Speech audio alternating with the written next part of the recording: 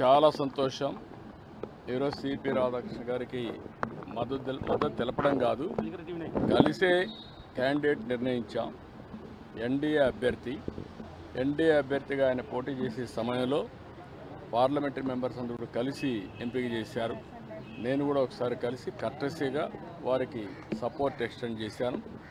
దేశంలో గౌరవించదగ్గ వ్యక్తి, ఈ అత్యున్నతమైన స్థానానికి మంచి అభ్యర్థి, దాని గురించి సెకండ్ థాట్ లేదు. దేశానికి గౌరవం తీసుకొస్తారు, ఆ కుర్చీకి ప్రతిష్ట పెంచుతారు. అలాంటి వ్యక్తికి మద్దతు ఇవ్వడం చాలా ఆనందం, చాలా సంతోషం. నేను అనేది ఇక్కడ రాజకీయాలు కాదు ముఖ్యం. తెలుగుదేశం పార్టీ ఎలక్షన్ ముందు నుంచి కోయలేషన్లో ఉన్నాం, ఎన్డీఏలో ఉన్నాం.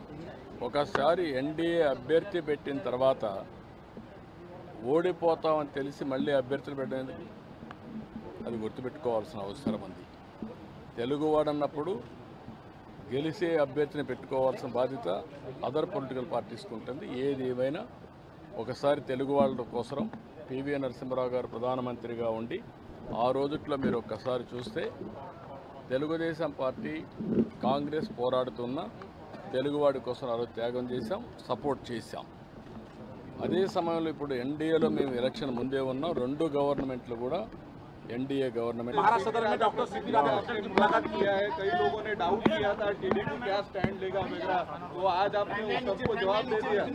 What I am saying please we are very happy NDA has selected CP Radhakrishnan as Vice President of India. He is the best suitable candidate. We are very happy to extend our support to him. Telugu Desam joined NDA before elections. Both governments in Delhi and also Andhra Pradesh, we are having NDA governments. NDA has selected him as a Vice President of India candidate. Naturally, we are very happy. Apart from that, he is a gentleman. He is also very, very patriotic. He is going to bring pride for our nation. That is how things are going to happen. Why you are all having media sometimes unnecessary doubts? Every political party don't suspect. Even this alliance is before elections. We are together. Even Telugu pride, all these things, it won't happen here. Even sometimes we supported even long back PV Narasimha Rao, Telugu man as MP. He became Prime Minister, we supported him as MP. That is a different issue. Here, we are in alliance. How can you expect that we can support other candidates? But sir, the opposition was raising such speculation that you No, what I am saying, why, how can they do it? How can they expect? Is it right ethically to expect? I am asking question. They are questioning your support. They are questioning your support, saying that you are somewhere not loyal to the regionalism from your own. No, regional Telugu Desam party is for Telugu community. That is a different issue. We are in alliance. Our party is having ethics, credibility. We have built this credibility over a period of 5 decades. How can I expect all these things?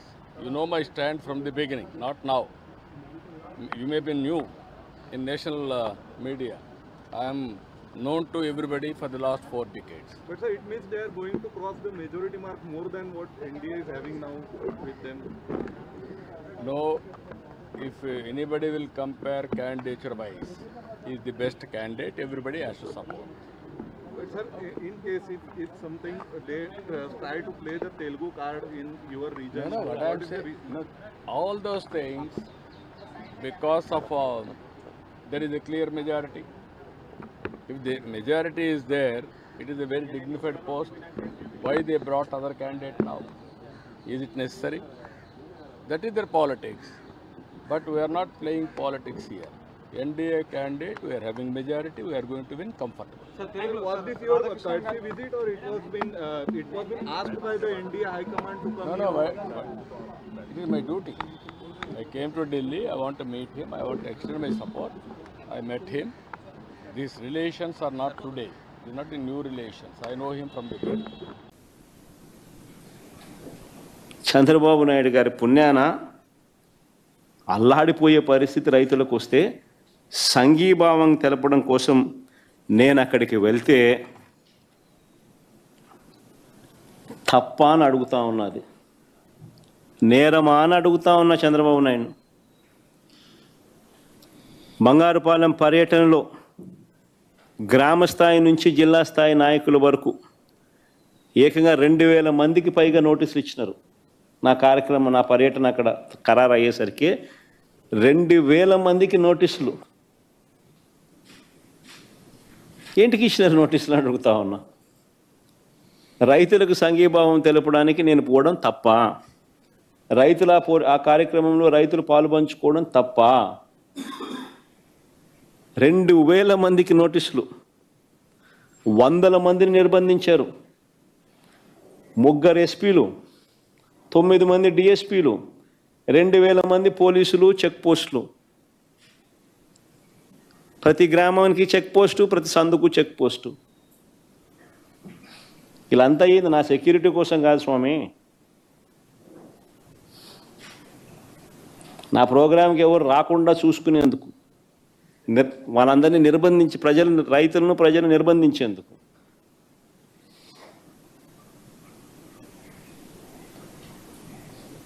చివరికి petrol బంకులకు కూడా నోటీసులు. Petrol పోస్తే బైకులకు petrol పోయకూడదని. అయినా కూడా కడుపు మండిన రైతులు వేలాదిగా తరలివచ్చారు.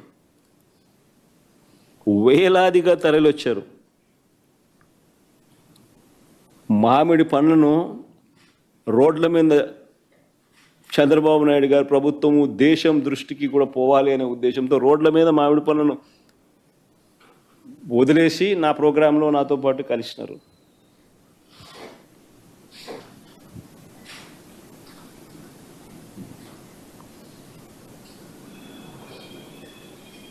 ఆ ప్రోగ్రాముకు పోయినందుకు 5 కేసులు పెట్టినారు. 5 కేసులు పెట్టినారు, 20 మందిని అరెస్ట్ చేసినారు.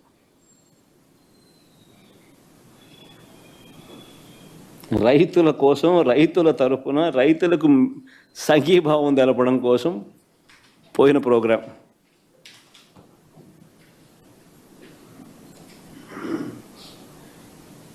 ఇదేం నేరం అన్నట్టుగా రైతులను, ప్రతిపక్షాన్ని పట్టుకొని రౌడీ షీటర్లుగాను, అసాంఘిక శక్తులుగాను, దొంగలుగాను వక్రీకరించి చిత్రీకరించే ప్రయత్నం చేస్తూ ఉన్నారు. ఆ ఈనాడు పేపర్ చూస్తే అది పేపరా, టాయిలెట్ పేపరా? అదే టాయిలెట్ పేపర్కు ఎక్కువ, టిష్యూ పేపర్కు తక్కువ. పేపర్ పెట్టిన పీడ. రైతులందరూ ఆనందంగా కేరింతలు కొడుతున్నారంట, బ్రహ్మాండంగా రైతులకు రేటు ఉంది. రైతులకు రేటు లేక వాళ్ళు ఇబ్బందులు పడుతూ ఉంటే, రైతులకు రేట్లు రాకనే నువ్వు 12 రూపాయలు డిక్లేర్ చేసినావు, 4 రూపాయలు నువ్వు రాష్ట్ర ప్రభుత్వం నుంచి ఇవ్వాలని చెప్పి నువ్వు అట్లీస్ట్ ప్రకటన ఇచ్చినావు. ఇచ్చిన కథ దేవుడు ఎరుగు, కానీ ప్రకటన అయితే చేసినావు. రేట్ లేకనే కదా. కానీ మళ్ళీ ఈనాడు రాస్తాడు, బ్రహ్మాండమైన రేట్లతో రైతులు కేరింతలు కొడుతున్నారంట. ఇన్ఫ్యాక్ట్ రైతులందరూ మామిడి పన్ను నా మీద ప్రొటెస్ట్తో చేసినారని చేస్తాడు. ఏమన్నాడు ఈయన? పేపర్ పట్టిన పీడనా అదేమన్నా? వాళ్ళు పాపం మామిడి పనులు రైతులు రోడ్డు మీద చేసి నా కార్యక్రమంలో పాలు పంచుకున్నారు. ఇన్ఫ్యాక్ట్ రైతులు మామిడి పనులు రోడ్ల మీద వేసినందుకు వాళ్ళ మీద కేసులు పెట్టారు.